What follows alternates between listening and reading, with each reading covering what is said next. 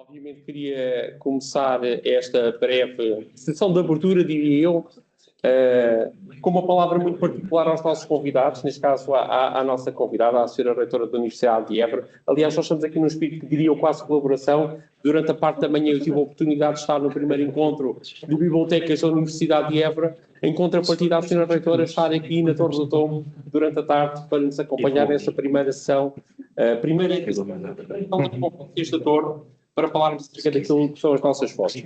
Também vos queria dar um abraço muito particular a todos aqueles que aqui estão, que é sempre um gosto podermos chegar aqui em qualquer evento que se realiza nesta casa e poder ver a casa cheia.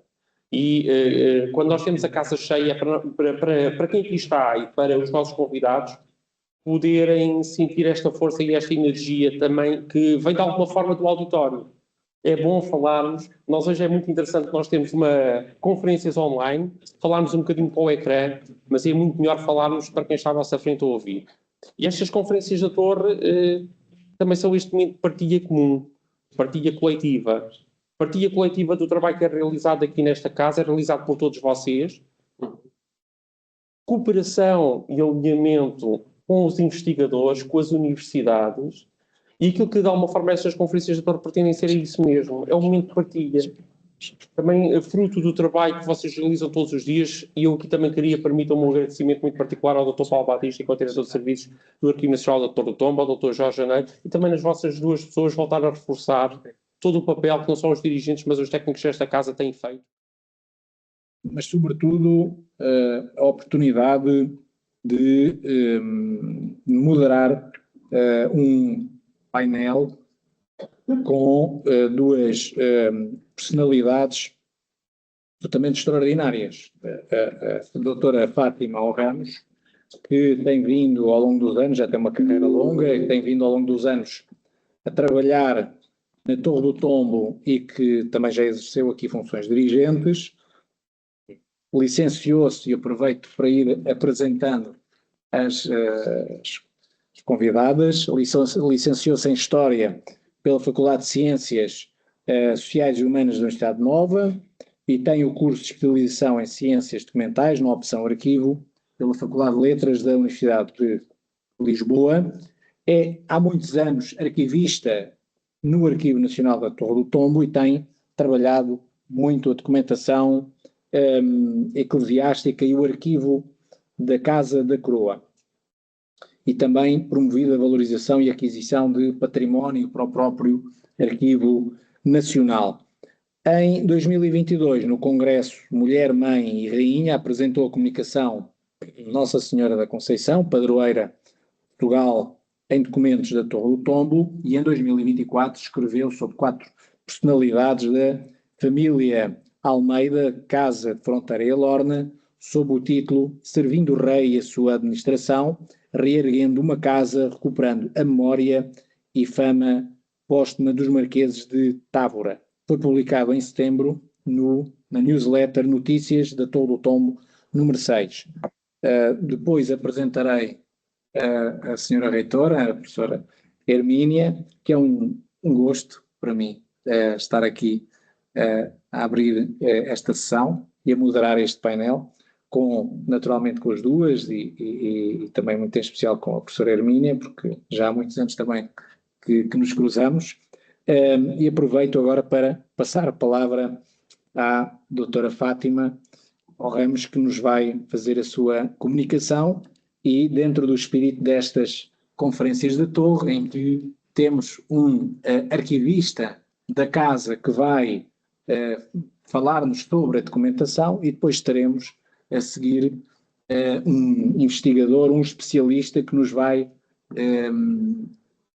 dar precisamente aquilo que é a perspectiva do valor que as fontes que nós trabalhamos têm, que carregam em si e demonstrar a utilidade que essas fontes, que no dia a dia às vezes já achamos que são absolutamente naturais e que já nem as olhamos com o valor propriamente que elas têm, porque estamos num ambiente em que tudo se torna muito regular, e termos esta perspectiva de fora da valorização daquilo que é o nosso trabalho e da documentação é especial e tem que ser feito. Por isso é que vamos começar a trazer cada vez mais os investigadores para que nos falem e demonstrem aquilo que é o valor das fontes.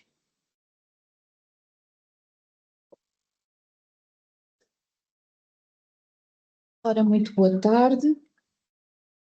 Vamos todos correr um bocadinho, não é?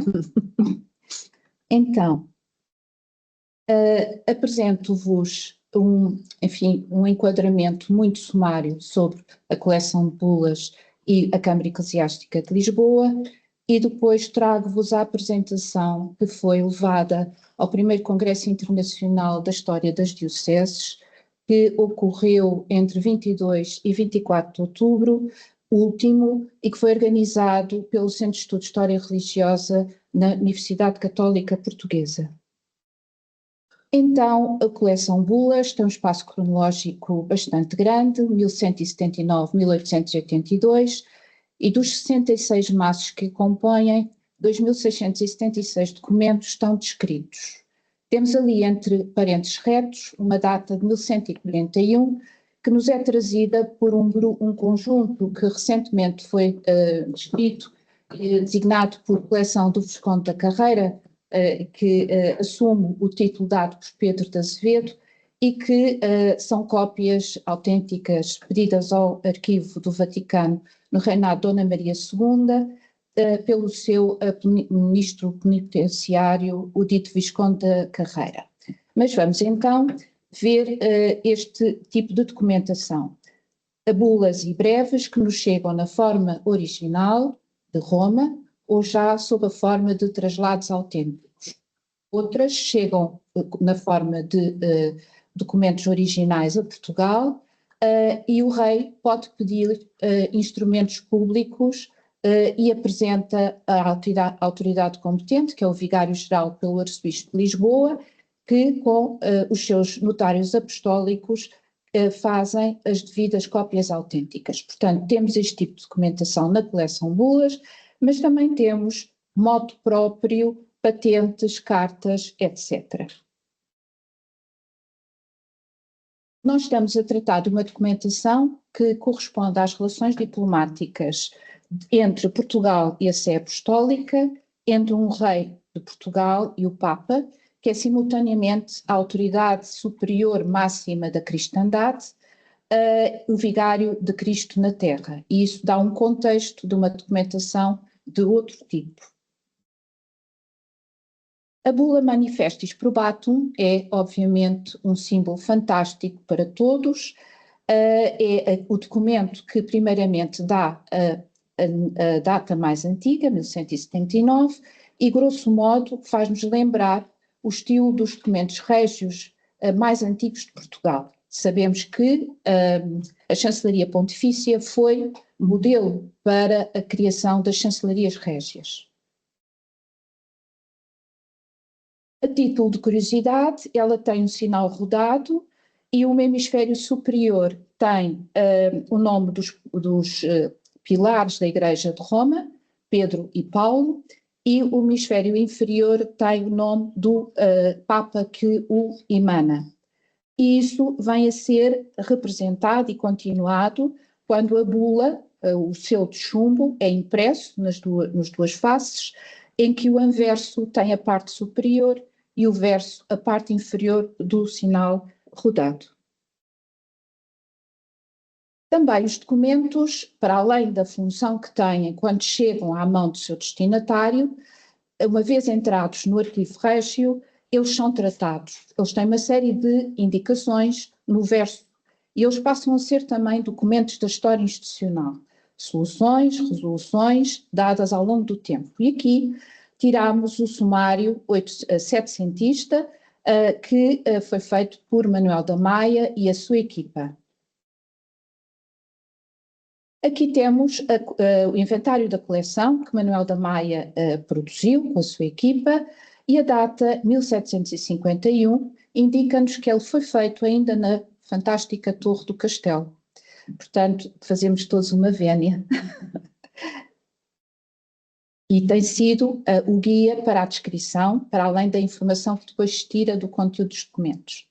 No MAS 68 de bulas, encontramos a coleção do Visconde da Carreira, aquela que vos falei, e que foi publicada por Pedro Azevedo, segundo esta etiqueta, no Boletim da Academia das Ciências, que faz parte da Biblioteca do Século, entretanto incorporada no Torre do Tombo, e que nos permitiu abordar este arquivo, este artigo, e com base nele fizemos recentemente para o próximo Notícias da Torre do Tombo, número 10, então a atualização da descrição desta coleção. Sobre a Câmara Eclesiástica de Lisboa, convém vermos sempre o registro migrado que está na nova base de dados, porque a informação que consta na dimensão e suporte e na história administrativa é lá que se encontra.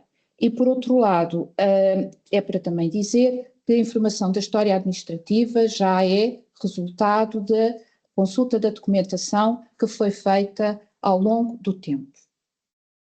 Trazemos então a apresentação que levamos ao Congresso Internacional para a História das Dioceses. E, novamente, o foco, não é? Os dois fundos. E na coleção Bulas vamos abordar o caso de uma diocese, de um bispo, e da origem comum de muitos territórios, do Funchal a Pequim. E na Câmara Eclesiástica vamos falar ao de leve dos eclesiásticos e dos leigos, de alguns cargos ou funções e, assim, uns últimos anos do seminário patriarcal, pelo menos no que toca aqui à Torre do Tombo. A Diocese de Miranda foi criada em 1545, como acontece sempre às dioceses, elas nascem de um território anterior. O território metropolitano foi do Arcebispado de Braga e é daí que ele vai receber é nomeado o primeiro bispo, o Dom Turíbio, e vai receber as rendas da mesa capitular do Arcebispado, mas também rendimentos do Mosteiro de Salvador de Castro de Avelange. Em 1780, em setembro, é emanada uma bula que corresponde à extinção da diocese e ela surge-nos em instrumento público do mês seguinte, de outubro. Como suprimir uma diocese envolve muitas decisões, foi nomeado um juiz executor, o arcebispo de Lacedemónia, que vai escrever uma sentença executorial, que conta a história dos porquês da decisão da supressão. São razões de caráter climático, de geografia, e era evidente que pelos dois últimos bispos a decisão tinha de ser a da supressão.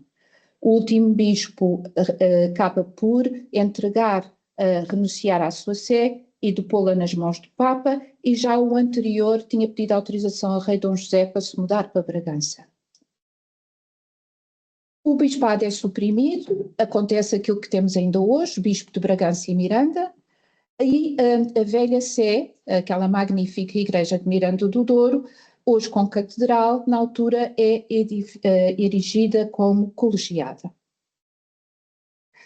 Como era costume, sempre que havia várias partes que tinham a ver com as decisões tomadas, eram feitos os mesmos números de exemplares.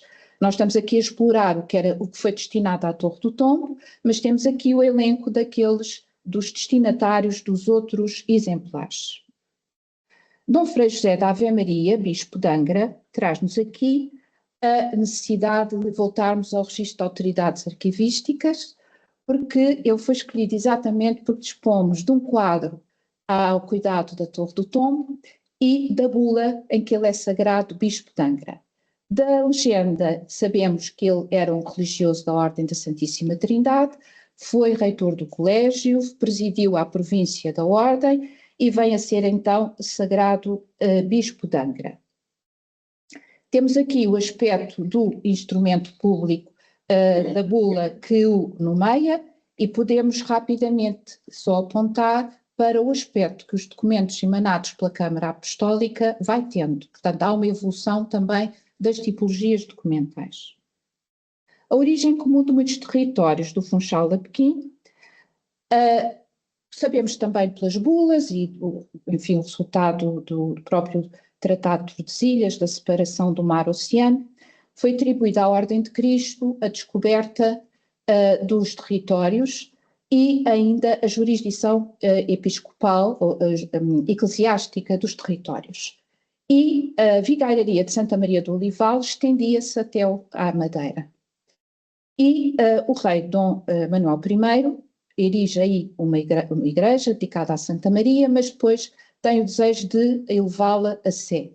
O Papa aceita e em 1514 é criado o Bispado de Funchal, extinguindo-se o território da Vigaria de Santa Maria do Olival, que se estendia até lá, e incorporando nele o território, ou incorporando-o no território da Diocese do Funchal. Em 1533, em Bolonha, a 31 de janeiro, acontecem duas coisas. São emanados dois documentos. Um primeiro que eleva a Diocese do Funchal a arcebispado, portanto torna-se metropolitana, e ao mesmo tempo, no mesmo dia, não direi na mesma hora, mas mais parceria, é criado a Diocese de Santiago de Cabo Verde. Da Diocese do Funchal, ainda como arcebispado, são criados vários territórios de Angra, de Goa, São Tomé, territórios diocesanos, e verifica-se que a experiência da jurisdição episcopal a partir do Funchal sob o território da Vigaria de Santa Maria do Olival não resulta. E então, em 1536, a 25 de agosto, é emanada uma bula que vai para o cartório do convento de Tomar, como se compreende, e que decide os territórios são separados. A vigaria volta a existir na dependência do convento de Tomar e a Diocese do Funchal segue a sua história. Ambos seguem a sua história. Mais uma vez, são os notários apostólicos que fazem os documentos. Um tem o seu sinal público, que é o caso de Fernando Lopes. O segundo tem a sua assinatura, como chamam-se sinal raso, e ainda está presente Frei António de Lisboa. Um outro documento também feito em Lisboa, de uma bula que diz respeito à Diocese de Goa, e aqui Goa é elevada a arcebispado. Torna-se metropolitana de muitas dioceses, Malaca e Coxim, o território episcopal de Moçambique, indiretamente São Tomé de Meliapor, digo indiretamente porque ainda não encontrei a que lhe corresponde, mas temos aqui o primeiro bispo de São Tomé que é movido para Coxim, e de Macau, que tinha entretanto sido constituída a partir do arcebispado de Goa, se forma o bispado de Nanquim. Chamo a vossa atenção para o destaque no verso do termo que ali está. E do arcebispado de Goa se constitui a Diocese de Pequim. Em ambos os termos, assinados pelo secretário de Estado do rei Dom Pedro II, é dito quais são os territórios que constituem cada diocese. Trata-se de Mendo, Foios, Pereira. No lado da América do Sul, também a partir do Funchal se forma a Diocese do Salvador da Bahia. Desta nasce São Sebastião do Rio de Janeiro. Desta nascem dois territórios diocesanos, São Paulo e Mariana, e duas prelaturas. Uma delas vai dar a origem à Diocese de Olinda. E estaríamos aqui, mas vamos parar, porque também serve bem de exemplo. Da Câmara Eclesiástica de Lisboa, falaremos sumariamente dos eclesiásticos e dos leigos, de alguns cargos ou funções e uns últimos tempos do Seminário Patriarcal para voltarmos à Torre do Tombo. Assim, não posso deixar de agradecer às pessoas que ao longo do tempo trabalharam comigo e que me libertaram também para eu tirar alguns conteúdos da documentação. Incontornável para quem descrever dioceses antigas é a consulta dos elementos de direito eclesiástico português, aqui uma edição, uma quarta edição de 1888, o Dr. Bernardino Carneiro descreve e o Dr. Paiva Pita, enfim, acrescenta e revê algumas coisas, e todas as séries que nós encontramos nas câmaras eclesiásticas estão aqui descritas. Portanto, ela serve para fazermos um enquadramento das séries que na altura pudemos descrever, enquadramento jurídico, e depois passamos ao elenco das informações que tiramos da documentação. Assim, na vida eclesiástica, o início era a pessoa candidatar-se ou habilitar-se de género, tinha de dar algum dinheiro para esse efeito e depois, se tudo corresse bem, podia encetar a sua carreira eclesiástica ou as habilitações às ordens. A Igreja verifica que algum clero cai na pobreza porque não há rendimentos em todas as igrejas para dar aos eclesiásticos. E para evitar a pobreza de alguns, passa-se a pedir que as pessoas apresentem o seu património para ter sempre um recurso à sua disposição. Da consulta e da descrição das habilitações de género, foi possível elencar e registar os desembargadores da Relação Eclesiástica de Lisboa que prestaram serviço como juízes das habilitações de género, e conseguimos elencá-los desde 1612 a 1856. Depois há outras pessoas que são mencionadas na instrução dos processos. Também na documentação relacionada com os leigos, à volta do matrimónio, os sumários matrimoniais, os banhos ou proclamas, as dispensas matrimoniais, os processos de casamento mais recentes. Os sumários oferecem-nos também os desembargadores da relação eclesiástica que trabalham ou prestam serviço como provisores dos casamentos. Mas como esta série ficou só abordada nos primeiros maços, eu não tenho muita recolha.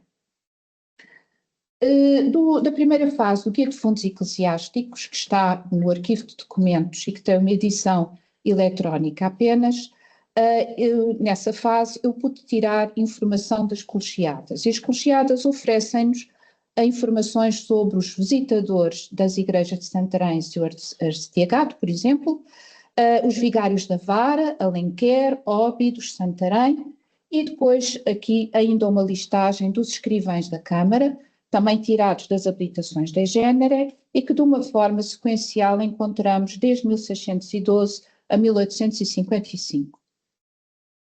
Para quem quiser saber um pouco mais, uma publicação que existe na Biblioteca da Torre do Tombo e que cruzou olhares de arquivistas e historiadores e que tem aqui um artigo com informações sobre a família e o património e que na altura partiu de diferentes fundos eclesiásticos, incluindo os da Câmara Eclesiástica.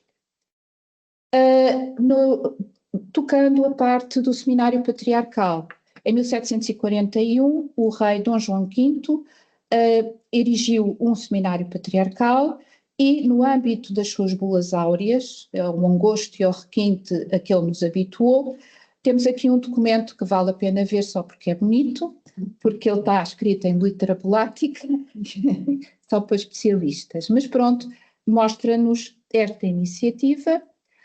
Dos manuscritos da livraria, temos aqui os estatutos do Seminário Patriarcal de Santarém, feitos pelo Cardeal Patriarca Dom Fernando, e que nos mostra como a Rainha Dona Maria I ofereceu à mitra patriarcal o edifício do antigo Colégio Jesuíta de Santarém, dedicado a Nossa Senhora da Conceição, para nele se instalar o seminário.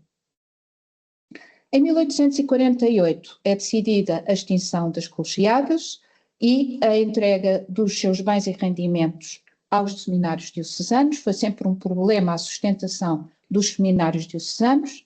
Em 1849 entregam-se os documentos que lhes correspondem aos mesmos seminários e em 1851 é a vez das igrejas colegiadas de Santarém.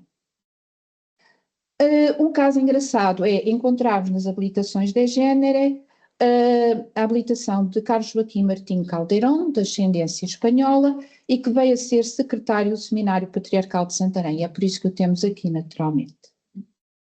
Em 1862 é decidido que os documentos das colegiadas anteriores a 1600 devem ser incorporados na Torre do Tombo, e para isso é preciso fazer o seu levantamento, o seu inventário, encargo que recai sobre o oficial diplomático do Arquivo da Torre do Tombo, Roberto Augusto da Costa Campos e Rafael Eduardo Azevedo Basto.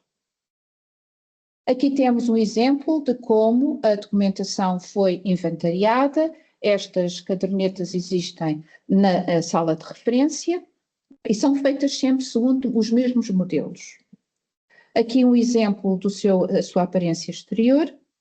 E aqui temos os nossos interlocutores, os nossos intervenientes, aliás, os nossos protagonistas, com a data no último verbete das cadernetas, aparece sempre quem entrega e quem recebe.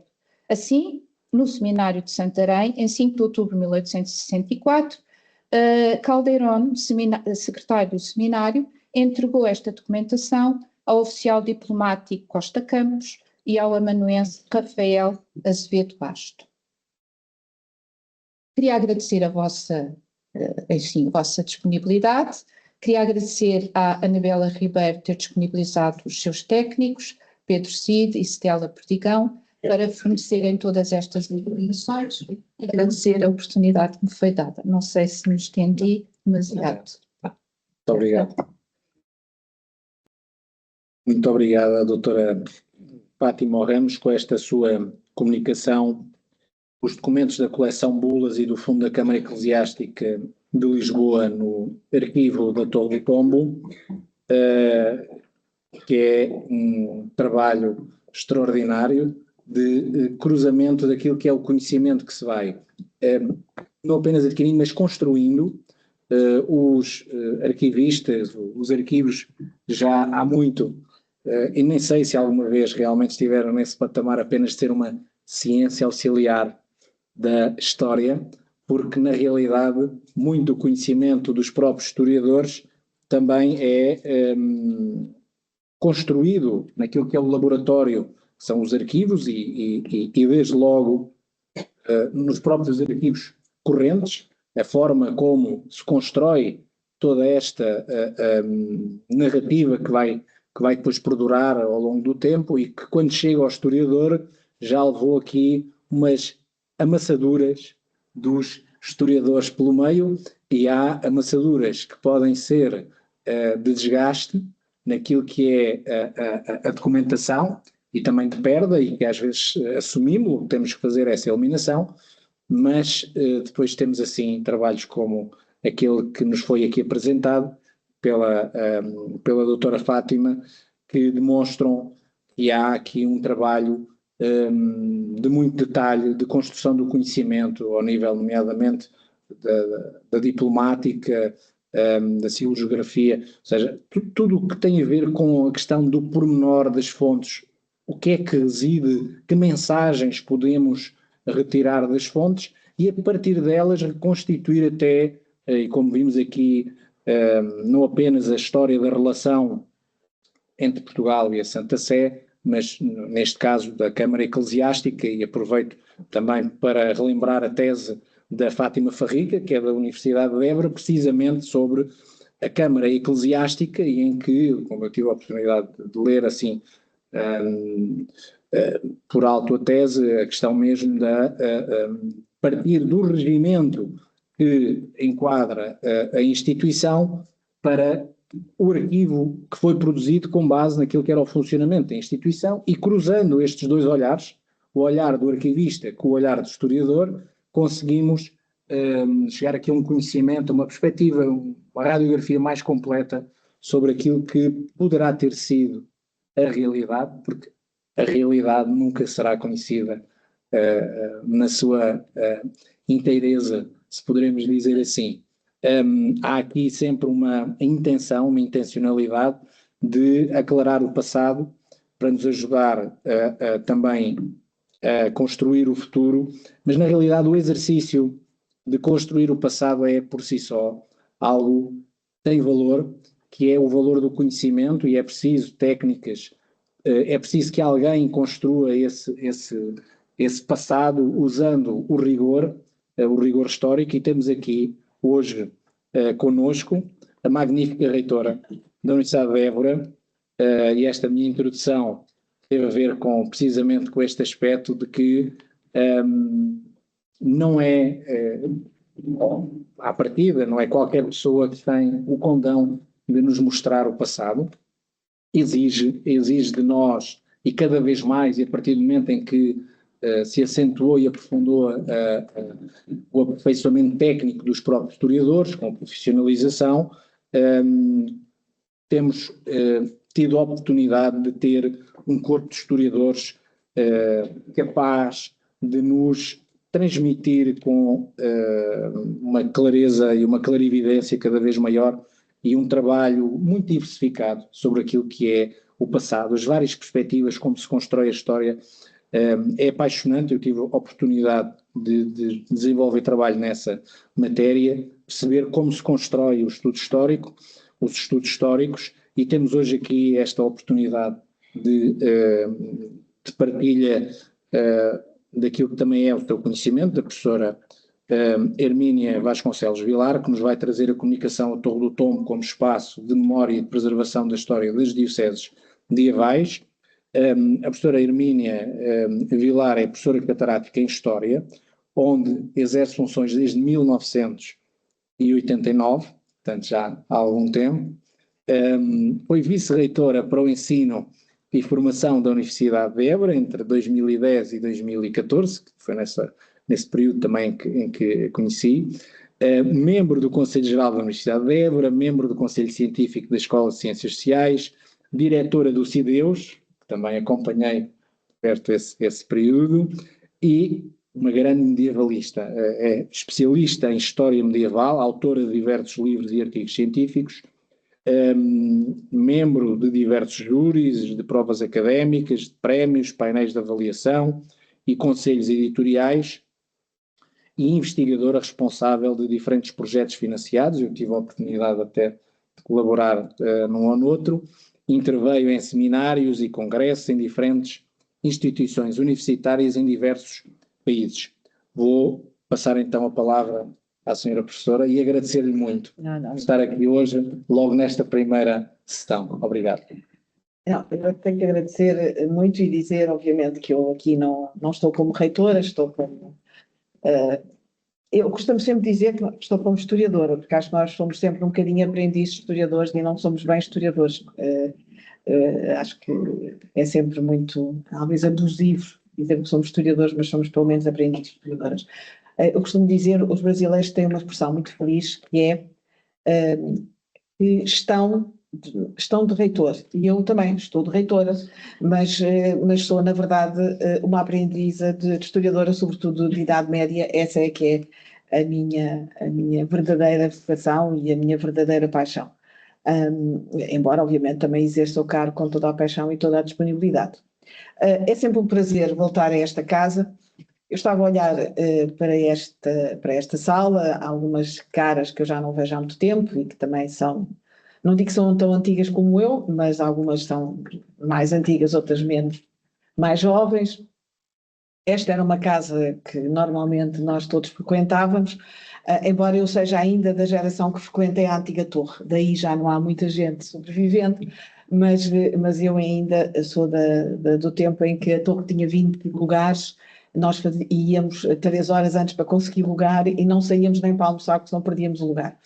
Eram tempos realmente muito, muito particulares, que foram ultrapassados, felizmente, com a construção do novo edifício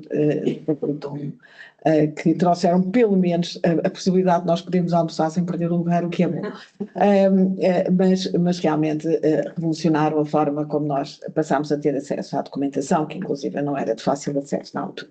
Mas isto já há muitos anos, é apenas quando a pessoa volta a estes lugares que relembra todo um trajeto e relembra, na verdade, que esta é uma casa à qual nós sempre regressamos.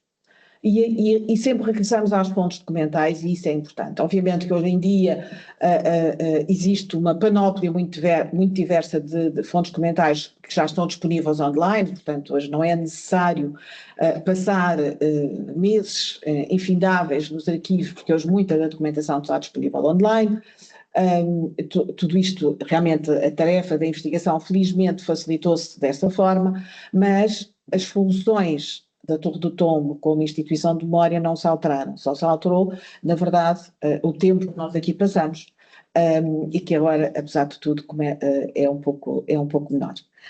No meu caso, nos últimos anos, tem sido praticamente inexistente, como é lógico, mas não é por não querer, é porque realmente as funções assim o obrigam.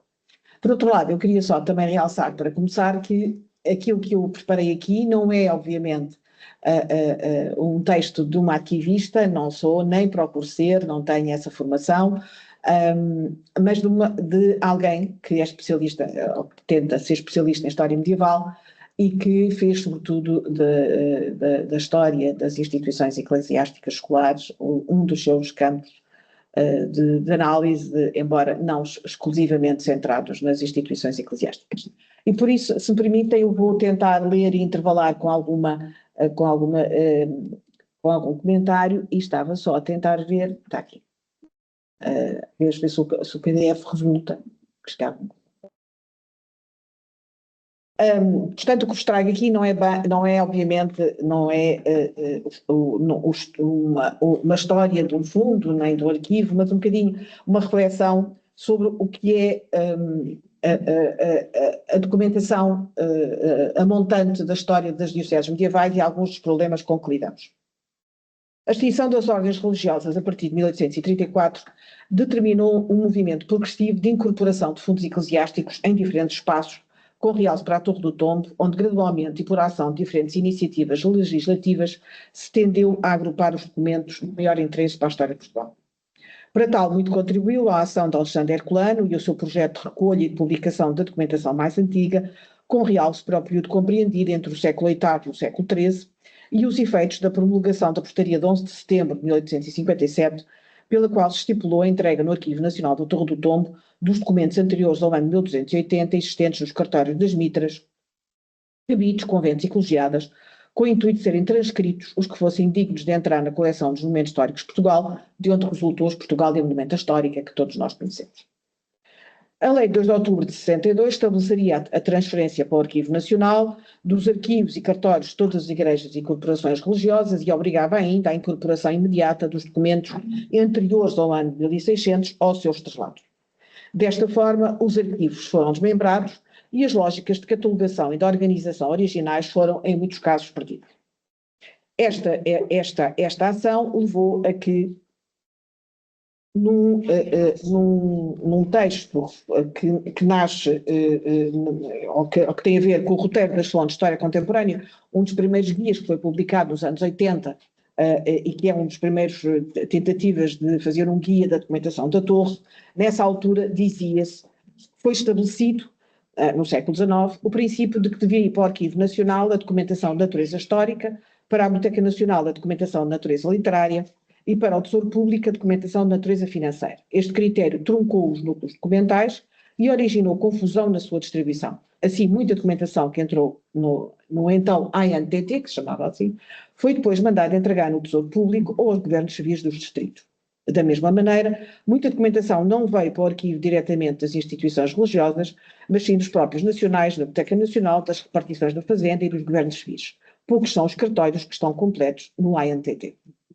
Isto dizia, portanto, os autores da guia de 1984.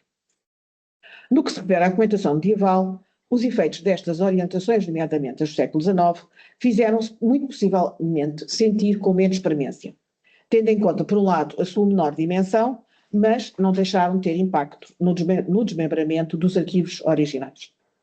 A sobrevivência da documentação medieval, contudo, lidou ainda com outros constrangimentos que não apenas dos do século XIX, talvez não tão presentes quando consideramos documentação mais recente. Ao inevitável efeito causado pela extinção das ordens e a subsequente mudança dos respectivos arquivos, há a juntar os efeitos da eliminação recorrente, voluntária ou involuntária, de documentação mais antiga, bem como a perda natural ditada pela evolução do tempo, e de que a documentação medieval foi um particular objeto, tendo em conta que, mesmo na Chancelaria Régia, essa eliminação foi real. E exemplo bem claro dos efeitos das vicissitudes é realmente a própria documentação régia, nomeadamente a que se reporta aos reinados da primeira dinastia. a existência de um arquivo itinerante nos primeiros tempos da monarquia portuguesa, arquivo que acompanharia o monarca nas suas deambulações pelo território, explica parcialmente o caráter algo lacunar da nossa documentação de proveniência régia, bem como a necessidade de recurso à documentação existente em diferentes fundos monásticos, quando se pretende reestruturar a documentação promulgada num determinado reinado. É o caso destes documentos medievais portugueses que incidem sobre o reinado dos condes portucalenses e do Afonso Henriques, mas também dos documentos de Sancho I, que se reporta e recolhe a documentação, muita dela proveniente e sediada na torre, mas que não tem o registro de chancelaria na base e, portanto, é a recolha de documentação dispersa por diferentes fundos. Só após, na verdade, o período do Afonso II é que passamos a ter realmente registros régios e que estão esses também aqui na Torre do Topo. Assim, eu pensei, e para não prolongar muito, centrar a minha análise em dois aspectos, ou em duas partes. Por um lado, definir um bocadinho o que é que eu entendo por este objeto e por este título um bocadinho pomposo, preservação da história das dioceses medievais portuguesas, e por outro lado, no final, fazer uma breve abordagem sobre os estudos sobre dioceses medievais que nas últimas décadas têm vindo, digamos, a serem publicados. Claro que nenhuma destas abordagens é exaustiva, mas é apenas, digamos, o ponto de partida para algumas reflexões. Num texto publicado em 2002 e que é sugestivamente intitulado Os Arquivos das Dioceses, uma realidade multissecular quase desconhecida, Fernanda Ribeiro, que aliás é uma autora muito conhecida destas áreas, refletia sobre a situação dos arquivos das dioceses para constatar a existência parca, à data, de estudos sobre os arquivos de âmbito diocesano incorporados no Arquivo Nacional. E sobre os arquivos distritais, a opinião é ainda mais pessimista ao escrever. Quanto aos cartórios incorporados em arquivos distritais, não dispomos de informações para a maioria deles, pois para além de alguns instrumentos de pesquisa elaborados já neste século, não há estudos arquivísticos sobre os mesmos. Além disso, uma parte significativa desses instrumentos de pesquisa reporta-se apenas a pequenas parcelas dos arquivos incorporados, privilegiando determinados tipos ou suportes documentais, bulas, cartas, pergaminhos, etc., ou valorizando alguns temas, o que resulta em visões necessariamente descontextualizadas e muitas vezes distorcidas, que em nada contribuem para o conhecimento global das realidades arquivísticas descritas. Outros instrumentos, editados nos anos mais recentes, procuram dar uma visão global do acervo que se conserva nos arquivos distritais e, como tal, também nada adiantam sobre cada um dos arquivos referenciados. A partir deles, apenas podemos ficar a saber se detêm ou não documentação de arquivos das dioceses. Na verdade, cabe constatar que este congresso, que a doutora Fátima agora referiu, tinha exatamente uma primeira parte, que é um primeiro painel, ou dois primeiros painéis sobre fontes dos arquivos diocesanos. O que significa, para todos os efeitos, que apesar do tempo passado, existe ainda muito trabalho a fazer nesta área. Com efeito, de lá para cá, muitos foram os trabalhos académicos que incidiram sobre as dioceses no território português, nomeadamente no período medieval, o que conduziu a um melhor conhecimento dos acervos conservados em diferentes arquivos, nomeadamente no Arquivo Nacional, ao mesmo tempo que novos estudos e guias sobre os arquivos eclesiásticos, nomeadamente supelares, foram tomando forma. Mas, tal como acima referi, convém antes de mais definir o que entendemos como sendo documentos para a história das dioceses portuguesas.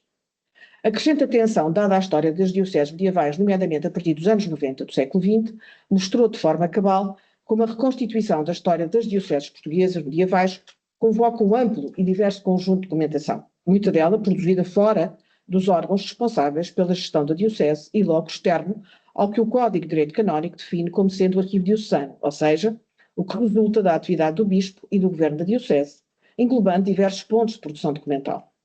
Entendido assim, os arquivos resultantes da atividade do cabido seriam considerados externos a este conceito e, logicamente, o mesmo acontece com os arquivos das colegiadas e das igrejas da diocese. Contudo, se no quadro da nossa análise os arquivos das colegiadas e das igrejas das dioceses não serão considerados, já o mesmo não acontecerá com os arquivos capitulares, elemento imprescindível para o conhecimento das dioceses portuguesas na Idade Média.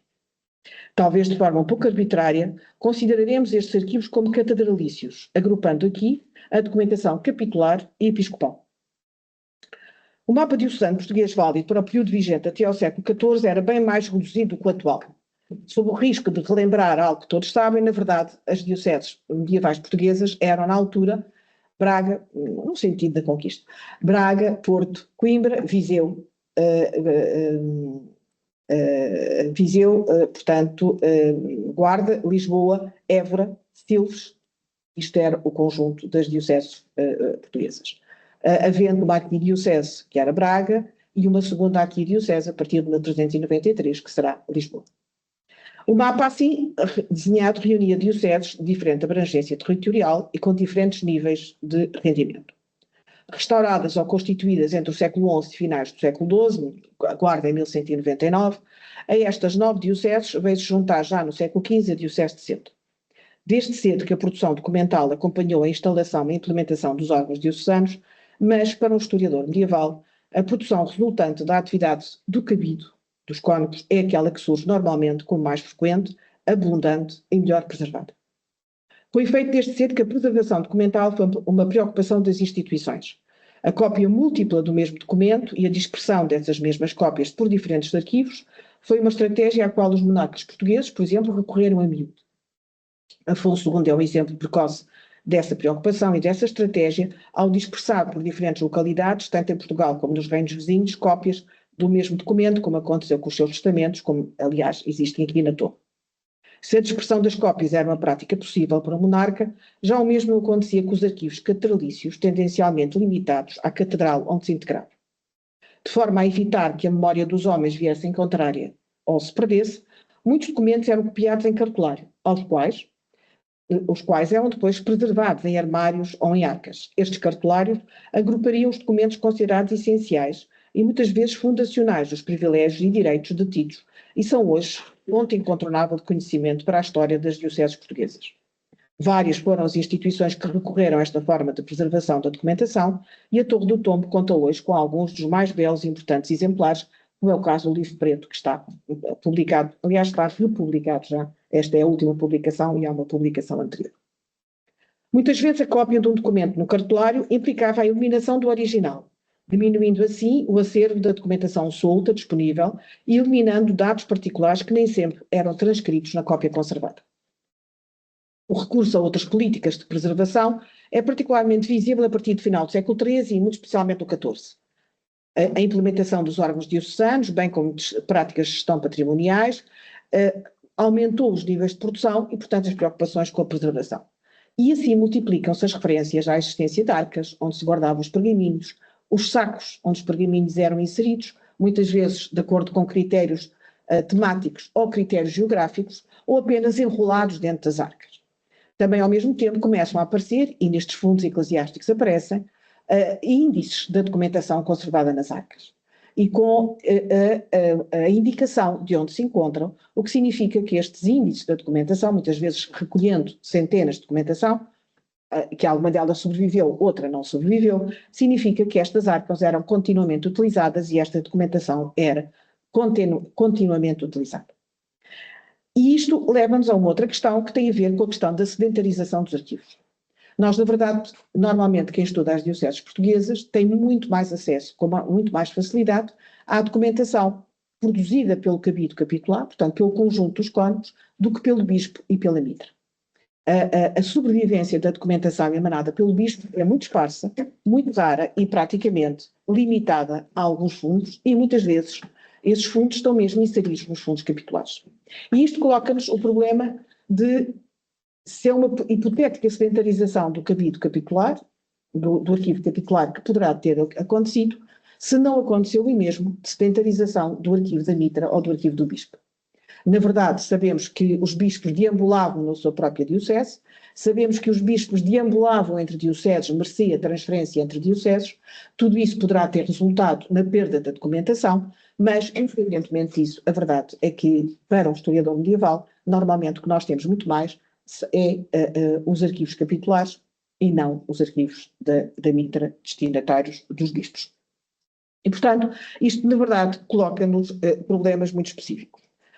Por outro lado, na verdade, também sabemos que, e essa é uma outra questão que vale a pena ter presente, sabemos que nem todas as dioceses sobreviveram da mesma forma à sua documentação. Tal como, por exemplo, aos importantes fundos que estão conservados e relativos, por exemplo, a Braga, contrapõe-se, por exemplo, o silêncio documental quase absoluto no que respeita às dioceses de Guarda e de Silves e mesmo no que respeita à Diocese de Lisboa, para o qual não existe um fundo específico relativo nem ao cabido nem à mita. No que diz respeito à Torre do Tombo, já por seu lado, os dois grandes núcleos documentais diocesanos são, sem sombra de dúvida, os de Coimbra e os de Lamego, embora existam também livros relativos a Viseu e à Diocese do Porto, mas são, sem sombra de dúvida, os de Coimbra e os de Lamego os mais importantes. A história custodial destes fundos, ou seja, de Coimbra e de Lamego, está apenas parcialmente feita, mas é notória a importância da documentação transferida para Lisboa a partir de Coimbra e de Lamego, o que não aconteceu com outras dioceses. Realço mais uma vez que não considero nesta análise os fundos relativos a colegiadas, nem igrejas paroquiais, porque existem, obviamente, vários núcleos de colegiadas e igrejas paroquiais de Santarém, de Lisboa, de Coimbra, que estão aqui sediadas na Torre do Tombo, e que são particularmente importantes aqui no Arquivo Nacional. Mas apenas fundos com documentação produzida no âmbito da ação capitular e episcopal. E a este nível ressaltam, sem dúvida, os fundos da Mitra e do Cabido da Sé de Coimbra, mas muito em especial o fundo do Cabido da Sé de Coimbra, que compreende, grosso modo, duas incorporações. Uma primeira com 21 maços de documentação particular dos séculos XI a XV, além de 2 maços de documentação régia, 3 maços de atos pontifícios e vários rolos, e uma segunda incorporação com 104 maços. No total, reúne um conjunto inestimável de documentação imprescindível para o conhecimento da gestão diocesana, mas também para a evolução do reino neste período, dada a centralidade política e económica da cidade de Coimbra entre os séculos XII e os séculos XV. O mesmo se aplica ao fundo relativo ao Cabido Lamego, contributo importante para o conhecimento da cidade e da região, mas também para a gestão diocesana. Estes dois núcleos são, na verdade, os centrais em termos do que está aqui sediado, vindo das dioceses. Tanto num como noutro caso, o Arquivo Nacional reúne o mais importante fundo documental catedralício existente para estas dioceses no que respeita ao período medieval, já que o que existe em Coimbra é relativamente periférico para o período medieval e o mesmo se passa com Lamego. Os fundos preservados realmente nas respectivas cidades são bastante menos importantes, o que faz concluir pela transferência privilegiada para Lisboa destes fundos relativos a estas dioceses. O mesmo não aconteceu com Braga, que tem um arquivo distrital com fundos importantes, com Porto, com Viseu ou mesmo com Évora, cujos arquivos distritais ou mesmo catedralícios, no caso de Évora, os fundos ainda estão no arquivo da Catedral, albergam importantes fundos, denotando assim diferentes práticas já testadas acima no que respeita à dispersão dos arquivos eclesiásticos. Dito isto, gostava apenas, e para não prolongar em demasia, de lembrar que o estudo das dioceses portuguesas tem sido ou foi coincidiu com o movimento de renovação da historiografia medieval, particularmente visível a partir dos anos 90. E, com efeito, eu diria que essa renovação da historiografia medieval teve uma pré-etapa. Há uma pré-etapa, que é a etapa do estudo das colegiadas e das igrejas, que a partir dos anos 80 se multiplica, mercê o aumento do número de mestrados que existem nas diferentes universidades dedicadas ao período medieval, nomeadamente começando pela FCSH, onde obviamente existiam os mestrados de História Medieval na altura, com os 4 grandes medievalistas que a Nova tinha, o professor Matoso, o professor Oliveira Marques, a professora Iria e a professora Maria José Ferro Tavares, e depois o aparecimento de mestrados em História Medieval no Porto e também em Coimbra. E esta primeira fase é uma fase dos anos 80 e ao longo dos anos 90 de estudos, teses de mestrado, nomeadamente, muito centradas no estudo das colegiadas e das igrejas paroquiais e muito centradas, sobretudo, em questionários que tinham a ver com a gestão patrimonial destas instituições. Muitas delas reportando-se a fundos aqui existentes, com realce para, nomeadamente, as colegiadas de Santarém, Santa Maria de Santarém e outras, mas também outras colegiadas de Lisboa. E só gradualmente, a partir desse caminho, primeiro, que é o estudo da história económica dessas colegiadas e dessas igrejas, se vai progredindo ao longo dos anos 90 para o estudo das dioceses. No entanto, estes estudos sobre as colegiadas são estudos, como eu disse, eminentemente patrimoniais, que esquecem, por um lado, a funcionalidade da organização interna da Igreja, ou de cada uma desta instituição, e esquece também, muitas vezes, o caráter sociológico da sua composição. Portanto, são eminentemente estudos muito virados para a história económica. No decurso da década de 90 começam a surgir realmente os estudos sobre dioceses, já não tanto centrados no estudo patrimonial, mas centrados muitas vezes na organização interna dos órgãos diocesanos, na sua gestão também, digamos, mesmo, digamos, não apenas patrimonial, mas dos privilégios e direitos eclesiásticos. E eu aqui trago alguns deles mais antigos, digamos, um seminal do padre José Marques sobre a Arquidiocese de Braga no século XV, que não incide sobre documentação daqui, e mesmo o meu sobre a documentação sobre a Diocese de Évora, mas depois o estudo da Rosário Morojão sobre a sede de Coimbra, que incide eminentemente sobre documentação aqui existente na Torre do Tombo, os bispos e arcebispos de Lisboa, que não sendo um estudo sobre a Diocese, é um estudo de longa duração sobre os bispos de Lisboa e a reestruturação de carreiras individuais, e a grande história sobre a Diocese de Viseu, que foi coordenada pelo professor José Pedro Paiva. Para além disso, os anos 90 e a primeira década do século XXI viram surgir, na verdade, imensos artigos centrados nas dioceses, em bispos e em cônegos, na verdade, nos trouxeram um acumular de conhecimentos muito grande sobre a organização destas dioceses. No entanto, dito isto, é verdade que estamos num momento de refluxo destes estudos. Existe o Centro de Estudos de História Religiosa da Universidade Católica, tem desenvolvido alguns estudos nestas áreas, mas na verdade não existe neste momento um projeto contínuo, ou pelo menos não existe uma produção contínua sobre os estudos destas dioceses. O que significa que, na verdade, a riqueza da documentação que existe para estes fundos catedralícios continua por explorar em muitos aspectos. Assim, diria que a documentação que está preservada nestes fundos é passível de novos e renovados questionários, e quando falamos de história das dioceses, existe ainda uma enorme panóplia de abordagens que não se esgotam na análise da gestão diocesana, a qual, contudo, está ainda por estudar a diferentes níveis. Por exemplo, Coimbra e Lamego continuam a ser dioceses para os quais não existem estudos contínuos para todo o período, tendo em conta que Lamego tem um estudo sobre a primeira metade do século XIV, mas não um estudo para toda a evolução da diocese, e mesmo Coimbra também não tem um estudo sobre toda a evolução da diocese. Com efeito, a riqueza da documentação preservada no Arquivo Nacional está ainda em grande parte por explorar. Os estudos sobre estas duas dioceses, Coimbra e Lamego, como eu disse, são até agora limitados a cronologias curtas, como acontece com Lamego, ou focadas em temáticas específicas, como acontece com Coimbra. Faltam-nos, assim, estudos de folgo sobre estas duas dioceses. Mas, em paralelo, estes fundos são ainda imprescindíveis para o estudo das cidades e do território em que se inserem. E embora estejamos perante duas cidades com diferentes centralidades políticas, Coimbra e Lamego, e mesmo económicas no contexto medieval, a verdade é que a ausência de um estudo sistemático sobre estes polos urbanos impede uma visão de conjunto sobre a evolução do reino, nomeadamente entre os séculos XIII e XV. Adicionalmente, estes fundos contêm informação ímpar para o estudo da cultura material, dos níveis de riqueza e mesmo para a reconstituição da paisagem urbana e rural, questões hoje centrais na historiografia medieval em diferentes pontos do território europeu. No período em que a inteligência artificial nos lança desafios cujo conteúdo e amplitude ainda desconhecemos, a reflexão em torno da função do historiador e do arquivista no futuro parece surgir cada vez mais.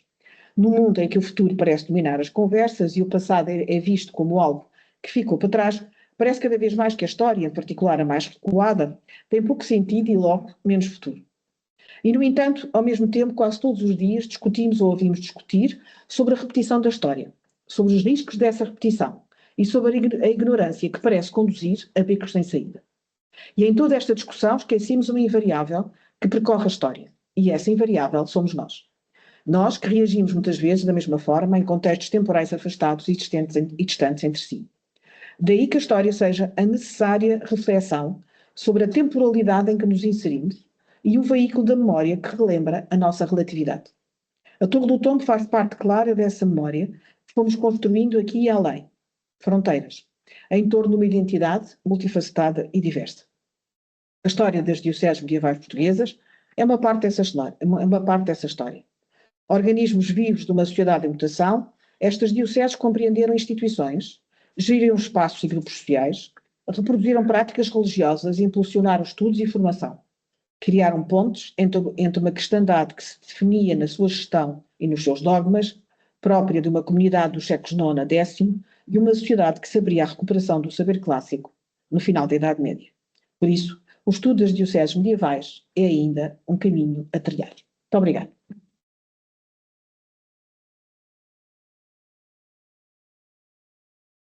Quero agradecer mais uma vez à professora Hermínia a gentileza de ter aceitado o convite e de nos trazer aqui esta comunicação,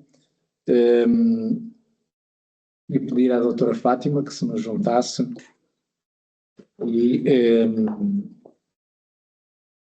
neste caso, eu julgo que a visão catastrofista da professora Fernanda Ribeiro, mesmo assim, acho que não devemos partilhá-la assim tão a fundo, porque apesar de haver estudos parciais, visões...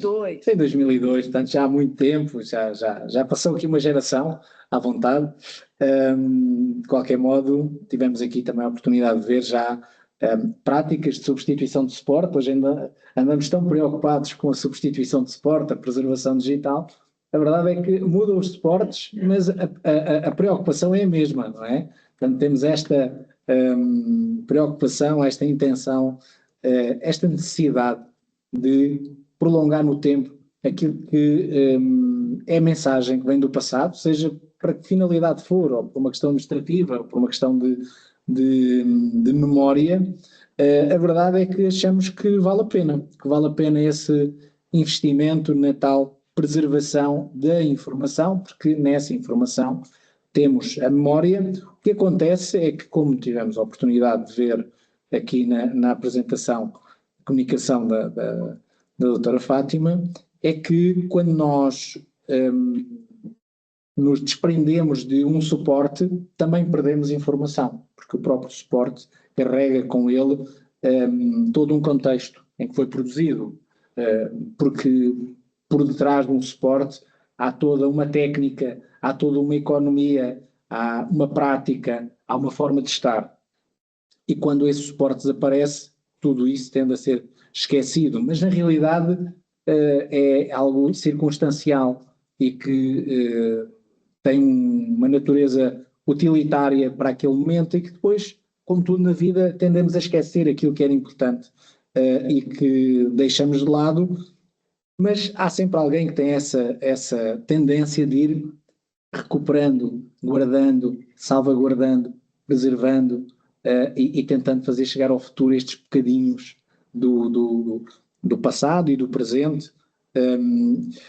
Algo que também ficou muito evidente nesta comunicação, sobretudo da professora Hermínia, é a falta de documentação e de estudos sobre os fundos documentais. Eu acrescentaria também os estudos sobre os próprios trabalhos dos arquivistas. Nós não temos muita preocupação em documentar o que vamos fazendo ao longo do tempo. O que é que começamos a tratar em primeiro lugar? Se fizermos aqui, por exemplo, fiz para o Arquivo Distrital de Évora uma tentativa da história das incorporações no Arquivo Distrital de Évora, e posso-vos dizer que foi um trabalho de anos em que andámos à procura no arquivo da Biblioteca Pública e Arquivo Distrital e depois no próprio Arquivo Distrital dos registros das incorporações. Muitas vezes era apenas um ofício a dizer foi entregue documentação. Qual? Que datas? O que? Não se consegue saber exatamente. Pronto. Esta necessidade de nós também registarmos o nosso trabalho, valorizarmos o nosso trabalho, legarmos às próprias gerações o que vamos fazendo, porque é que escolhemos tratar determinada documentação num determinado período e em determinado nível de descrição. Fomos nós que assim decidimos, mas critérios é que presidiram essa escolha? Foram os historiadores que nos andaram a pedir? Enfim, eu julgo que com a complexificação das sociedades e com a maturação daquilo que é o conhecimento, tudo isto já não são pormenores, são requisitos básicos da nossa forma de trabalhar.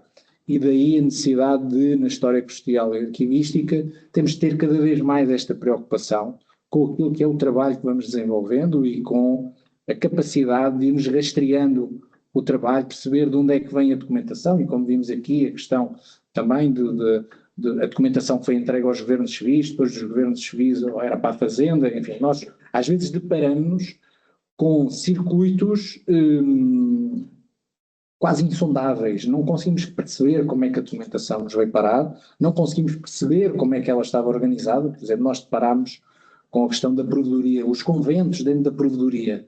Então, mas os conventos, a documentação foi produzida pela provedoria? Não, ela foi entregue à provedoria, alguns no tempo, porque era a instituição que na altura existia e que fazia de fazenda, e portanto naquele período em que tinha que ser entregue à fazenda, mas que ainda não existia fazenda, foi entregue à provedoria em maços, sem grande identificação, e depois quando vem parece toda ela fazer parte da provedoria, quando na realidade mais de 30 metros em Évora eram conventos, e muitos conventos.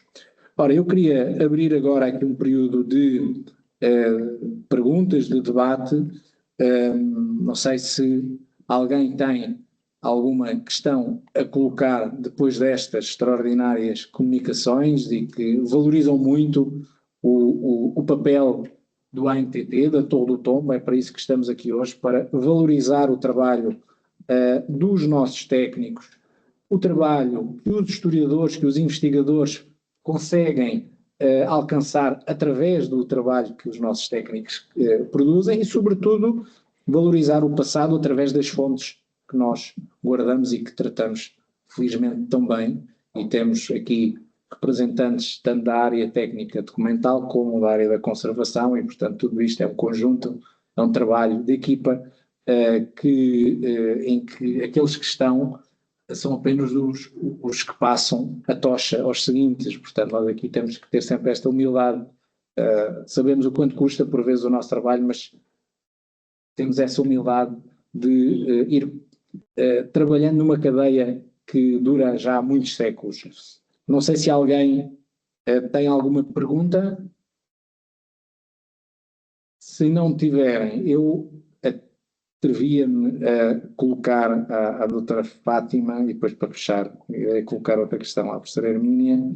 Como pode o ANTT, e aqui de uma forma sucinta, mas uma vez que estamos aqui também em perspectivas, em olhares cruzados, arquivistas com historiadores ou vice-versa, e também sabemos que muitas vezes os historiadores fazem de arquivistas e os arquivistas também são historiadores, mas queria colocar esta questão à doutora Fátima: como pode a Torre do Tombo servir de academia também ao nível do ensino e investigação desta história religiosa em concreto, até para promover aqueles estudos que fazem tanta falta neste domínio?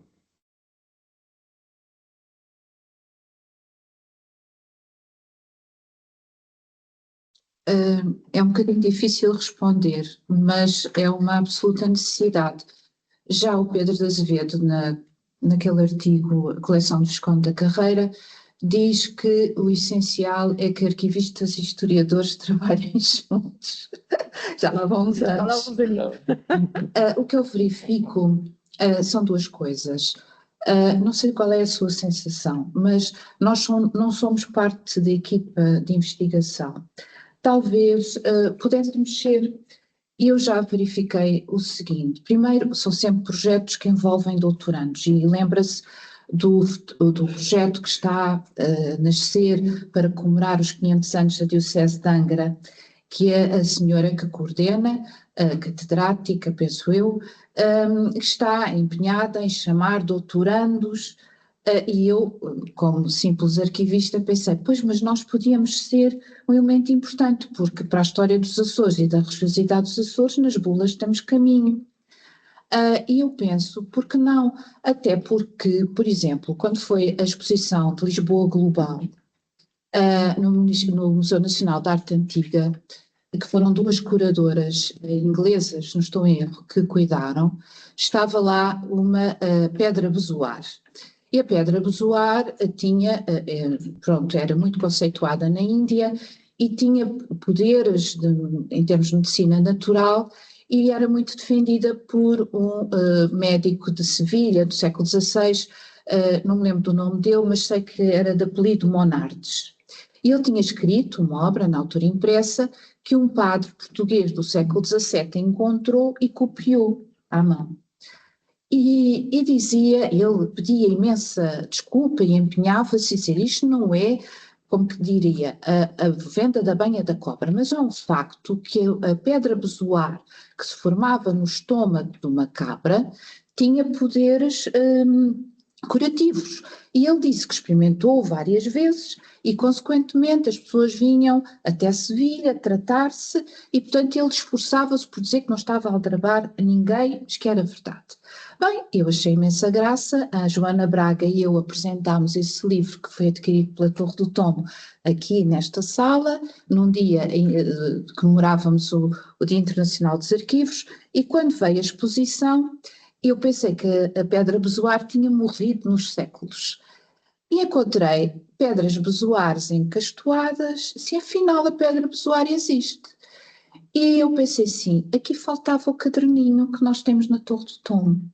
E é isto que eu já tenho encontrado noutros sítios. Por que não perguntar? Talvez ajudasse a encurtar alguns caminhos de pesquisa.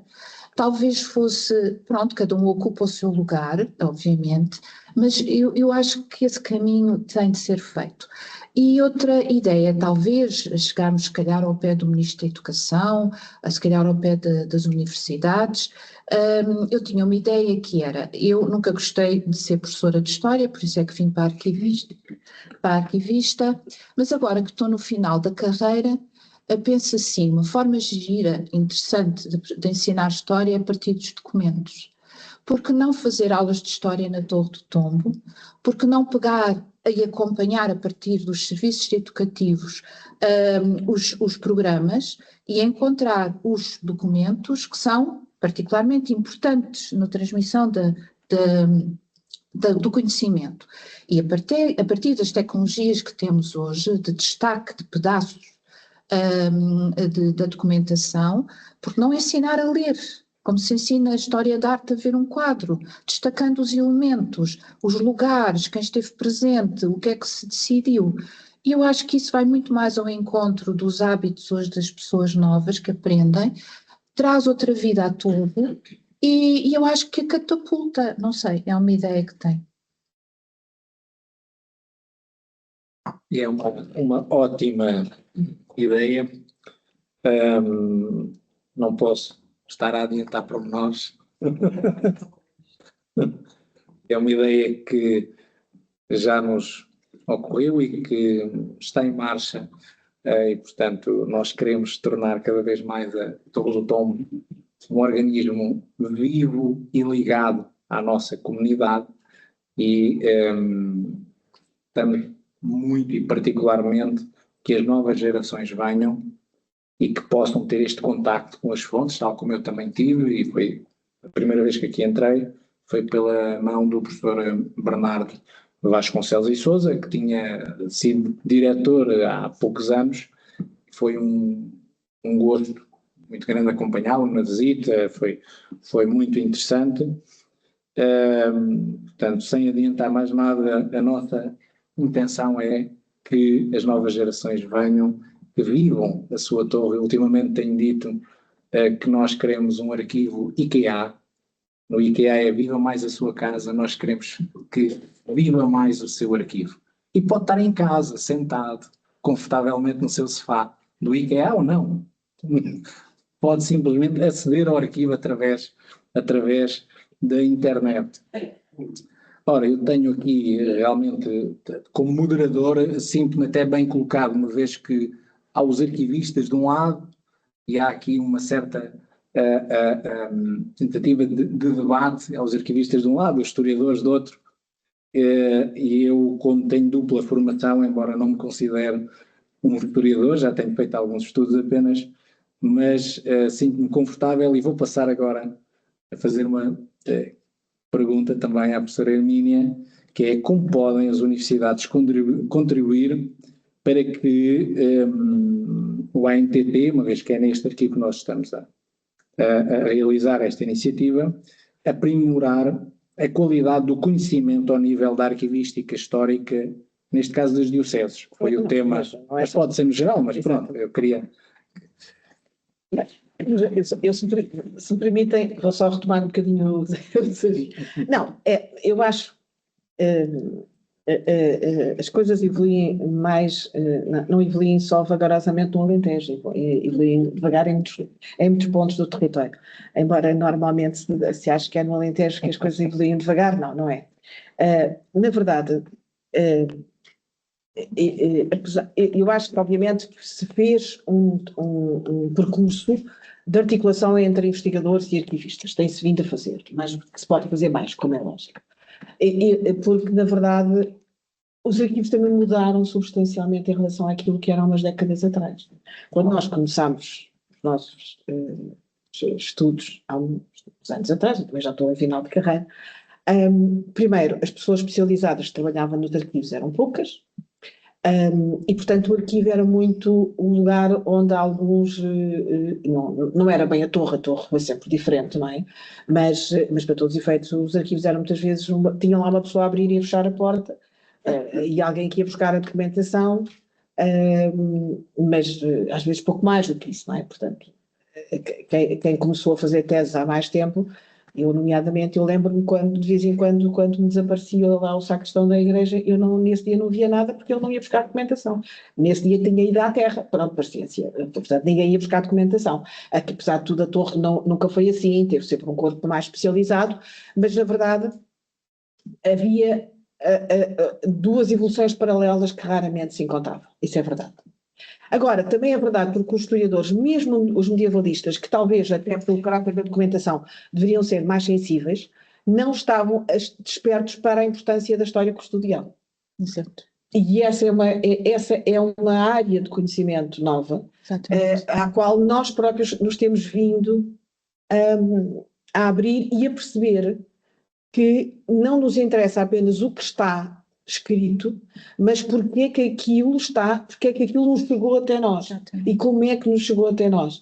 E é realmente, eu próprio devo dizer que é das questões mais apaixonantes quando se procura ser um historiador, que é perceber não apenas o pouco que se tem, mas como é que aquele pouco nos chegou.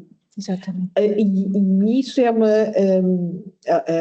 o que é que foi eliminado, o que é que se percebe, e é realmente, porque isso é perceber o próprio processo de eliminação permite perceber a valorização do que existe. Exatamente. E, portanto, mas isso também, nós próprios temos feito esse trajeto. E eu acho que essa aproximação tem que passar por aí, também pela valorização daquilo que os arquivistas fazem há muitos anos, mas que também não têm problema em partilhar, porque também é verdade que havia de dois lados um bocadinho. Exato. Era uma espécie de segredo, não é? Exatamente. Nós falávamos com determinadas pessoas para saber a documentação que havia todos. Imagens estava isso agora ainda. Mas, portanto, eu acho que há essa aproximação cada vez maior, que também tem a ver com a abertura de novos campos de conhecimento na história, e a história custodial é absolutamente crucial. E eu isso acho que sim, e portanto, na verdade, também ao mesmo tempo, é verdade que nós na história estamos a reconfigurar questionários. Por exemplo, agora não tem a ver com isso, mas uma das áreas que tem vindo, desculpem a prolongar, uma das áreas que tem vindo a contribuir muito, nomeadamente para a história medieval, e o Dr. Jorge Janeiro sabe isso, por exemplo, é a química, a antropologia biológica, e na verdade precisam do questionário da história para interpretar os dados. Mas também é verdade que se eles precisam do questionário dos historiadores para interpretar os dados, nós também temos acesso a dados que não teríamos de outra maneira. Portanto, essa reconfiguração dos questionários para todas estas ciências em redor, e não são ciências auxiliares, porque felizmente essa ideia já passou, mas para todas estas ciências em redor é, na verdade, algo que hoje cada vez mais se coloca como premente. Por isso é que eu dizia, os fundos da sede de Coimbra não é só importante pela gestão diocesana. Eles são importantes para a reconstituição da paisagem, eles são importantes para perceber níveis de vida, que obviamente não foi o objetivo com que eles foram produzidos, mas tudo depende do questionário que nós lhe colocamos. Portanto, sem sombra de dúvida. Agora, o que é que as universidades podem ajudar? Eu sem sombra de dúvida, os nossos alunos hoje em dia têm informação na palma da mão. Portanto, não vale a pena. Eu posso dizer datas do Afonso Henriques, mas se eu me enganar, eles dizem logo: espera lá, professora, enganou-se, olha que esta não está. Porque tem ali no. Quer dizer, nem vale a pena. Nós não lhe podemos dar conhecimento em bruto, porque em bruto, algo também com as neiras, é verdade, têm eles, não é? O que significa que a nossa tarefa como professores ou como divulgadores de conhecimento é cada vez mais complicada e é mesmo um desafio, tanto mais que nos apanha em alturas da vida já um bocadinho, digamos, avançados em termos de idade. Portanto, também não é fácil. Mas, dito isto, é verdade que ao mesmo tempo o lidar com o documento é algo que ao mesmo tempo lhes permite ligar com o material, coisa que na verdade eles hoje cada vez menos lidam, porque eles lidam com aquilo que não é material, com o que é digital. E lidar com a documentação propriamente dita, olhar para um documento e dizer: este documento tem 600 anos, parece impossível para muitos deles, porque na verdade o imediatismo, o antigo é o de ontem. E portanto, eu acho que esta ligação das universidades aos arquivos e perceber que o que é, na verdade, a função do arquivo, que não é preservar ciosamente e de forma fechada aquilo que os outros nos deixaram, não, convém preservar aquilo que os outros nos deixaram, mas não ciosamente e sem partilhar. Eu acho que é importante até para essa formação das novas gerações, que realmente precisam desse contexto do material que muitas vezes não vê. Eu permitam, pronto, obviamente que estou em Évora, se estivesse aqui, era aqui que viria, mas eu muitas vezes levo os alunos ao arquivo ou à biblioteca pública, nomeadamente à parte da Biblioteca Pública de Évora. E eles ficam sempre surpreendidos com as coisas que existem. Não fazem ideia. Porque passam todos os dias à frente e não fazem a mínima das ideias do que lá está dentro. E acham que aquilo deve ser um edifício chato, no mínimo. Mesmo os que vêm de história. Portanto, eu acho que essa abertura é absolutamente central. E chamar-lhes a atenção que, obviamente, eles podem ver um documento em casa, mas também o podem vir ver, se o quiserem, visualmente. E essa questão, dar-lhes a espessura do tempo é importante. Numa sociedade que vive o imediato, dar a espessura do tempo é essencial. E nós, na verdade, numa aula hoje não damos conhecimento. O que nós temos que dar mesmo é a capacidade de refletir. Porque o conhecimento tem eles na mão. É a mesma capacidade de refletir sobre as coisas que nós temos que dar aos jovens e por isso o desafio é muito grande. Mas acho que sim, é ir mais aqui ao lado, ir ali à Avenida de Berna, ir a outros lados e trazerem-nos cá, porque eu acho que eles precisam mesmo de vir cá. Se não venha bem, venha mal, depois à segunda vez já venha bem. Mas a propósito do que estava a dizer, esta coleção dos Contos da Carreira é engraçada porque em 1143, acho eu, que eu apresentava como data entre parênteses retos, é a data de uma bula do Papa Lúcio II. E, de facto, na presença de um cardeal que o Papa enviou, o tal Guido de Vico, o rei Dom Afonso Henriques presta vassalagem e promete o pagamento de um tributo de ouro. Mas, a propósito da história, ele teve de esperar 38 anos até que em 1179 o Papa, que era a tal autoridade máxima da cristandade, porque da cristandade se tratava, reconhecesse o reino de Portugal. E isto dá outro peso às coisas. Se nós podemos dizer este tipo de coisas, talvez as pessoas retenham algum interesse, porque eu acho que isto é engraçado, não é? Coitado, não veio, teve de esperar este tempo todo, porque ele estava na dependência daquela autoridade, sob pena de não existir como rei de um reino independente, embora para ele já existisse como rei, não é? Nós sabemos disso. Mas são detalhes que eu acho que interessam, talvez sejam engraçados para as pessoas. Sim. E sobretudo perceber que estamos perante um processo e não uma data. Porque é um processo, é a formação de Portugal. Exato. Não é uma data, é um processo. E tem diferentes fases. E essa questão é importante. Portanto, eu agora auto-intitulo-me moderador, do ponto de vista formal, e agradeço muito. Não sei se mais alguém quer fazer alguma pergunta ou intervenção. Ana. Agora, por causa que eu não sou de algum conhecedora destas temáticas, mas agora quando a Fátima falou e quando se falou, quando se falou por causa desta ligação entre as universidades e os arquivos. Eu trato a documentação contemporânea. E é muito engraçado que eu falo muitas vezes com universitários e do ensino básico, e quando digo, estou a tratar a necessidade, muitos nem sabem o que é necessidade portuguesa, não estou a ver muito bem, mas depois quando eu começo a explicar e o que é a necessidade e o que é que leio, toda a gente me diz, isso é interessantíssimo, isso é muito engraçado, eu gostava de ver, e tem lá essas coisas, e está lá isso escrito mesmo, está lá isto, não. E de modo que, quer dizer, a universidade portuguesa agora está a ser tratada, mas também o que a internet mostra não é de modo algum que é a necessidade, porque vê-se um plano de classificação, não é? É impossível digitalizar a necessidade, são 10 mil caixas, milhões de documentos. E tem uma estrutura em que diz divisão de educação física, divisão de educação moral. Isto não diz nada também para quem vê. É esta tal contacto com a documentação de ver, é claro, eles não podem chegar aqui e pedir uma caixa qualquer, mas nós arquivistas, não é? Muitas vezes temos esse levantamento e essa percepção de onde estão coisas que poderão demonstrar interesse, até se calhar um dia mais tarde, numa universidade, poderão fazer um doutoramento, um mestrado, não é? Realmente é como gostar de matemática. Quem não sabe, chega ao 9º ano, não quer mais matemática, mas quem consegue fazer, depois muitas vezes até se torna um grande matemático. Portanto, acho muito importante esta ligação. Era só uma parte sobre isso. Obrigado, Ana. Como para finalizar. Anabela, então.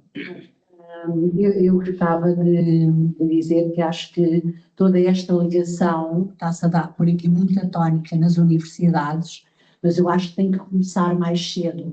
Eu acho que o Serviço Educativo aqui do Arquivo Nacional está a fazer um trabalho que eu acho que é de facto de apoiar e continuar, porque se nós queremos pegar estas novas gerações e chamá-las para a história, temos que começar mais cedo, porque senão não sei o que as universidades sentem em termos das candidaturas, se há muitos alunos ou não, mas já ouvi alguém dizer que os números estão a baixar, não é? Não sei se é verdade ou não, mas eu acho que isto tem que começar desde cedo, é assim, trazê-los aqui, sentir esta importância dos documentos, e nós já temos sentido isso, mas pronto, era só para deixar aqui esta tónica, e evidente que, é assim, eu fiz ciências documentais e as aulas de descrição foram aqui na sala de leitura do Arquivo Nacional da Torre do Tombo e não foram ali na Faculdade de Letras. E eu acho que isso também fez muita diferença, faz muita diferença, não é? Mas pronto, é só aqui uma pequena nota. Obrigado, Anabela. Maria José. Eu acho que há ideias que são extraordinárias, mas nós temos a tendência de pensar em Lisboa. Eu vivo em Lisboa, estou em Lisboa, tenho a Torre do Tombo. Se eu viver na aldeia, em Trás-os-Montes, para me deslocar à micro Torre do Tombo lá do centro, vou ter que arranjar que a Junta de Freguesia se envolva com a Câmara, consiga um transporte com vós meninos. Já agora a caminhonete só leva 10, mas com 20 lugares vazios, temos que ir recolher mais meninos ou outra coisa a outros sítios. E por isso estamos sempre a pensar em função dos grandes centros. Se calhar a ideia não é nós começarmos aqui, é começarmos lá fora. E isto é o contrário da abordagem geral, porque é que não ir os arquivos às escolas? Porque é que não ir os arquivos a outros sítios, como por exemplo aos lares de idosos, de ter informação? E porque é que hão de ser só os arquivistas a ter que ir lá? Se calhar há ali um conceito peço desculpa, da época das brigadas de engenheiros que levantavam as questões pelo território nacional, pode ser um modelo que nós podemos seguir. Porque nos arquivos, por muito boa vontade que nós tenhamos, não chegamos a todos. Nós temos é que sair do arquivo. O problema é que estamos dentro da casa e achamos que a casa é um palácio. E uma torre que não cai, que não isto e que não aquilo. Não. É andar, pessoal. É andar cá dentro. Eu percebo. Temos os historiadores, vêm com mais facilidade. Mas se queremos chegar aos mais novos, temos de ser nós a andar.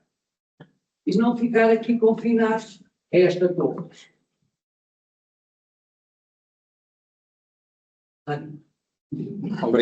Obrigado a todos. Julgo que não há mais intervenções. Também não posso adiantar. Está em banho-maria. Ainda não posso adiantar, mas provavelmente teremos qualquer coisa fora de portas. E já estou a dizer demais. De qualquer modo, aquilo que eu queria realçar agora eram as vossas intervenções. Eu estava aqui a tomar notas e parece que estou no vosso pensamento, ou vocês no meu. Portanto, há aqui um grande alinhamento. Para já, referir aquilo que a professora Hermínia também referiu, a questão das fontes, a diversidade das fontes. Claro que se recuarmos à Idade Média, há um conjunto de fontes que à partida que seria mais limitado, mas que nós, através dos laboratórios, e estamos aqui a pensar no laboratório Hércules, realmente, não é? E, aliás, seria ótimo que visitássemos o laboratório Hércules, porque vale muito a pena a visita. Eu, quando visitei, nem estava à espera de que fosse tão avançado e que nos permitisse recuperar o passado através de componentes que nós, por vezes, nem sequer reparamos que estão lá, ou se reparamos, nem sequer percebemos o potencial que ali está e, portanto, as nossas fontes, e como eu dizia há pouco, a questão dos suportes, descartamos muitas vezes, eles dizem muito mais do que aquilo que nós, por vezes, achamos, porque nos permitem estabelecer até relações entre várias regiões, quem é que forneceu aquele bocado de metal ou couro, onde é que é a alimentação do animal que fez. Bem, isto é imenso, o potencial é assim algo absolutamente extraordinário. Claro que hoje em dia o potencial das fontes, que não existia na Idade Média, é muito maior, porque temos inúmeras, temos o audiovisual, o som, a fotografia, a internet, enfim. Há bocadinho estávamos aqui numa conversa a dizer que se tinha ido à Vorten e perguntar por VHS, e quem lá está a atender já nem sequer sabe o que é que são VHS. Quer dizer, isso já surgiu muito depois de nós e já morreu antes de nós morrermos, felizmente. Portanto, quer dizer, os suportes vão e vêm, mas não deixam de contar uma parte da história, e porque essa história depois é complexa, não é? Quem é que fez o VHS? Quem é que forneceu os materiais para fazer? E onde é que era montado? E como é que era a lógica da exportação e da importação? Quer dizer, só o suporte em si conta uma história da sociedade, não é? E nós devemos olhar para isto, que é... Então, mas há aqui algo que eu não tinha reparado e que existiu, mas o que é isso? Deixa-me aprofundar. E às tantas começamos a aprofundar, mas estes instrumentos, nomeadamente estas questões da química, dos laboratórios, a visão com os raios, não sei de quê, bem, às tantas nós começamos a ter um material imenso de dados, muitos dados, que nos permitem depois fazer as investigações. Com esta primeira conferência, e agradecer novamente às nossas duas oradoras notáveis, não só pelos seus percursos, mas também pelas comunicações que nos trouxeram a inaugurar este ciclo de conferências, a articulação entre universidades e arquivos, absolutamente fundamental, e temos que cada vez mais estabelecer pontos, saber o que é que as universidades vão investigar, para podermos também planear os nossos trabalhos arquivísticos, e as universidades, por exemplo, colaborarem naquilo que é a nossa metodologia e as regras de descrição arquivística, para estarmos mais orientados àquilo que os investigadores procuram, que necessitam nas suas investigações e, por fim, ter esta nota de que temos que tornar atrativos os arquivos, até porque os meios de comunicação hoje permitem chegar mais facilmente ao público e permitem trazer o público e também permitem levar os arquivistas aos locais onde o público está e esta é uma mudança de paradigma que eu reconheço que é difícil, nós descentrarmos da torre, a nossa torre de marfim, mas a verdade é que muitas vezes também há dificuldades na administração pública que nos complicam a vida, o facto de qualquer coisa que se faz fora da caixa ter logo 3.000 leis contra, quer dizer, ficamos logo esmagados, assim que entramos ali falamos com o jurista, mas tem que ter um seguro disto, mais um não sei o quê, e mais o horário de trabalho, não sei o que mais, e mais, bem, e como é que eu faço isto? Isto é um labirinto, como é que eu faço qualquer coisa com este emaranhado, neste país tão complicado, não é? Em queremos só fazer uma coisa simples, ir ali assim ao outro lado da rua, fazer uma atividade e voltar para casa. Podemos estar a violar no mínimo 3.000 leis, que nem sequer conhecemos. Pronto, isto é brincar um bocadinho, mas é a realidade, infelizmente, do nosso país. Portanto, devíamos ser muito mais ágeis. Mas também temos outra possibilidade, que são os community archives, os arquivos de comunidade, que é o trazer os arquivos ao encontro das nossas instituições e nós irmos ao encontro da comunidade. Haver aqui uma troca e uma parceria com as comunidades, ou seja, ir ouvir as pessoas. Temos que nos focar também, e não apenas nos documentos institucionais e produzidos no âmbito dos tais processos de negócio, a linguagem moderna do procedimento administrativo, mas, sobretudo, ter arquivos que ouvem as pessoas, que conhecem as pessoas, que conhecem a realidade. É como ter uma tela em branco e dar-lhe cor, não é?